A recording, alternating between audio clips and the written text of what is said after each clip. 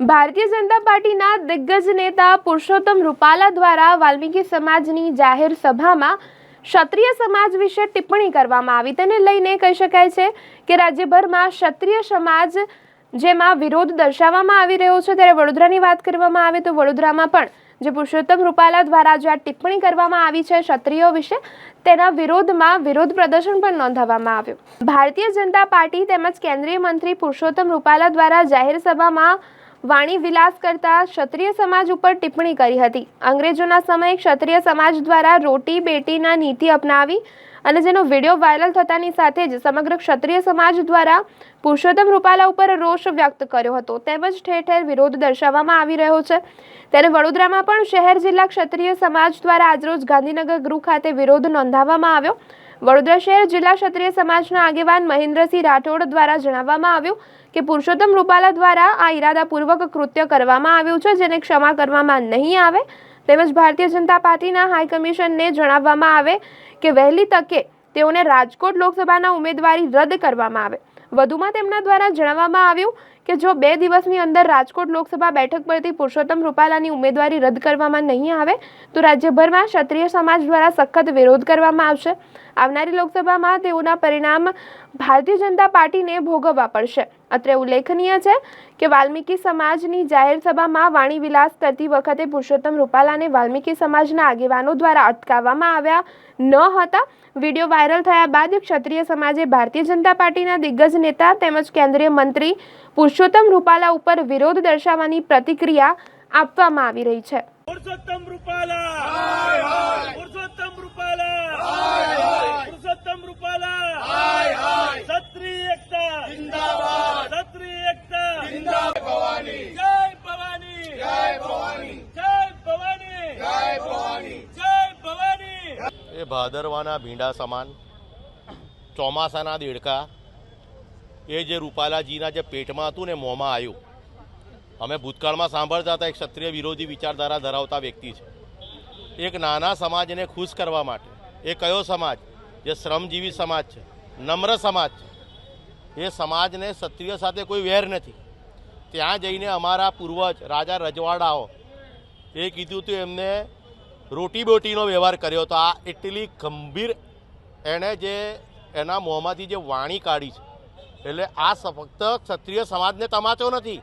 કારણ કે ક્ષત્રિય સમાજે કોઈ ક્ષત્રિય સમાજ માટે કોઈ બલિદાન નહીં, પણ સમગ્ર ભારત માટે, સમગ્ર સનાતન માટે, સમગ્ર સનાતનની માતા બહેનો માટે જ્યારે પોતાના ગળા આપીને એના તોરણો ઉપર જો લોકશાહીની સ્થાપના કરી હોય, ત્યારે એવા સમાજ માટે આ વ્યક્તિ આવી ભાષાનો પ્રયોગ કરે. એટલે ક્ષત્રિય સમાજ હવે સંગઠિત થયો છે અને અમે સૌ રવિવાર સુધીમાં આ રૂપાલાજીની જો ટિકિટ કાપવામાં નહીં આવે તો એમને કઈ રીતે કાપવા એ માટેની સમગ્ર ક્ષત્રિય સમાજ તૈયારી કરીને બેઠો છે. અને અમે એ ચિંતા પ્રગટ કરવા બેઠા છે કે અન્ય સીટો પર પણ, રાજકોટ નહીં, આખા ગુજરાતની અંદર ખૂબ વિશાળ સમાજ છે ક્ષત્રિય. અને જ્યારે સ્વાભિમાન ઉપર વાત આવે ને ત્યારે રાજકારણ કશું ના આવે. રાજકારણ આખું સાઈડમાં. એટલે આ આપના મીડિયા થકી એ જે રાજકારણમાં અમારા ક્ષત્રિય જે બેઠેલા છે, તકવાદી અવસરવાદી હોય, જો એમને કહીશું કે તમે સમાજના નહીં તો કોઈના નહીં, દિલ્હી અભી દૂર હે અને પ્રજા બધું જોઈ રહી છે. અત્યારે અગ્નિ પરીક્ષા મારા માનનીય આદરણીય મોદીજીની છે કે તમને ક્ષત્રિય સમાજ માટે જો ગર્વ હોય, અમારા માન સ્વાભિમાન માટે તમારે લાગણી હોય, તો આવા રૂપાલા જેવા ભાદરવાના ભીંડાને, ચોમાસાના દેડકાને ઉખડીને ફેંકો. એ તો ક્ષત્રિય સમાજ લોકશાહીને સન્માન કરે છે, પણ સોમવાર પછી ક્ષત્રિય સમાજ કાયદો હાથમાં લે એની જવાબદારી મોવડી મંડળની રહેશે, ભારતીય જનતા પાર્ટીની. ભાઈ ઈરાદાપૂર્વક હું આપને પૂછું છું, ઈરાદાપૂર્વક ઠંડા કલેજે કોઈની હત્યા કરી હોય એને કોર્ટ માફી આપશે? રૂપાલાજી ખૂબ જ મોટો વ્યક્તિ છે ભાજપના. આ 2014માં સીએમ બનવાના હતા. આ ભાદરવાના ભીંડા ખરા ને, આ સીએમ બનવાના હતા. પણ આ મોંમાંથી જે ભસવાની કૂતરા જેવી આદત છે ને, એમાં એમને મોદીએ સીએમ ના બનવા દીધા. પછી શું કઈ લાગણી ઉભરાઈ આવી? આ ભાઈને જ્યાં રજવાડાઓ માટે રાજસભા છે, જે હવે રાજ્યસભા થઈ, એમાં બેસાડ્યા. ત્યાં ક્ષત્રિય સમાજે એમનું સન્માન કર્યું. પણ આને તો ઘી હજમ નહીં થતું. આને તો આ વ્યક્તિને સાંસદમાં કઈ રીતે મોકલાય?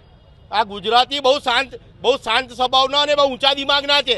આ જેનાથી ઘી હજમ નહીં થતું, આ સરપંચ બનવાને લાયક નથી. આને સાંસદમાં કઈ રીતે મોકલવાય?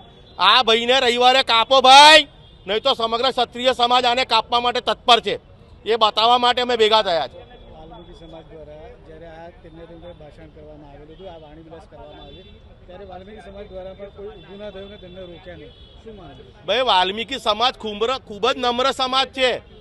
વાલ્મીકી સમાજ કોઈ વિવાદમાં પડવા નથી માંગતો, પણ વાલ્મીકી સમાજ કોઈ દિવસ ક્ષત્રિય સમાજને અપમાનિત પણ નથી કરતો. આજ અમારી સાથે વાલ્મીકી સમાજના નેતાઓ બી અમારી સાથે છે. આ રહ્યા જો વાલ્મીકી સમાજના અમારી પાસે નેતા. આ ફક્ત સનાતન ફક્ત ક્ષત્રિયને જ આ લોકોએ તમાજ નથી મારી, અન્ય વર્ણ અમારી સાથે જોડાયો, કારણ કે અમે તો સર્વ વર્ણ માટે 18 વર્ણ માટે અમે માથા આપ્યા છે.